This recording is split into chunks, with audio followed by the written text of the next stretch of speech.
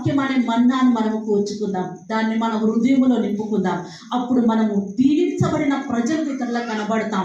ఎందుకు ఇంకా ఎక్కడ వేసిన గొంగలే అక్కడే ఉంది, నా జీవితం ఇలాగనే ఉంది, ఆధ్యాత్మికంగా ఎదగడం లేదు, ఆర్థికంగా ఎదగడం లేదు, ఈ రెండింటి మధ్యలో సతమతమైపోతున్నాం. ఎందుకు కారణం అంటే దేవుని యొక్క వాక్యము మన హృదయంలో లేదు.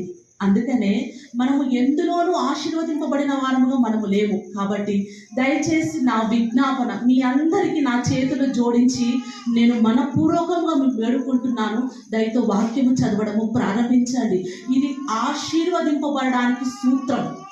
ఎందుకు ఆశీర్వాదములు నా వెంబడి రావడం లేదంటే, నీవు దేవుని వాక్యం వెంబడి వెళితే ఆశీర్వాదాలు మన వెంబడి వస్తాయి. హల్లెలూయా.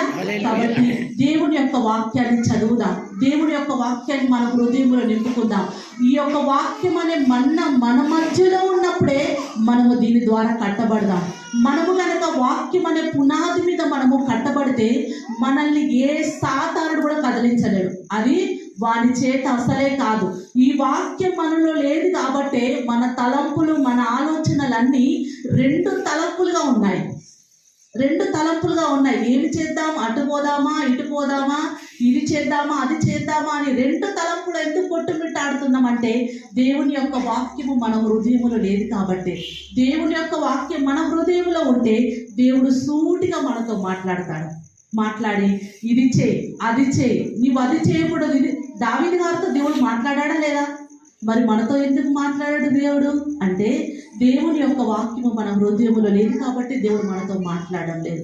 దయతో ఈ 2026లోనైనా వాక్యాన్ని చదవడం ప్రారంభించండి. అప్పుడు ఈ లోకములో ఉన్న ఆశీర్వాదాలన్నీ దేవుడు మన జీవితంలో అనుగ్రహిస్తాడు. మన వెంబడి ఇతరులు వచ్చేలాగున దేవుడు మనల్ని దీవిస్తాడు. మీరు ఇంతగా దీవించబడడానికి కారణం ఏంటని ఇతరులు మనల్ని చూసి ఆశ్చర్యపోయే రీతిగా దేవుడు మనల్ని నిలబెడతాడు. దానికంతటికి కారణము కేవలము దేవుడి యొక్క వాక్యాన్ని చదవడము ద్వారా మాత్రమే కలుగుతుంది. మనము ఎంత సంపాదించినా ఏమి చేసినా దేవుడి యొక్క మాట మన హృదయంలో లేకపోతే అంతా జీరో లాగా ఉందామా, లేకపోతే మనల్ని హీరో లాగా నిలబెట్టే దేవుని యొక్క వాక్యం వైపుకు వెళదామా? జీరో నుండి హీరోగా మార్చేది కేవలం దేవుని యొక్క వాక్యమే.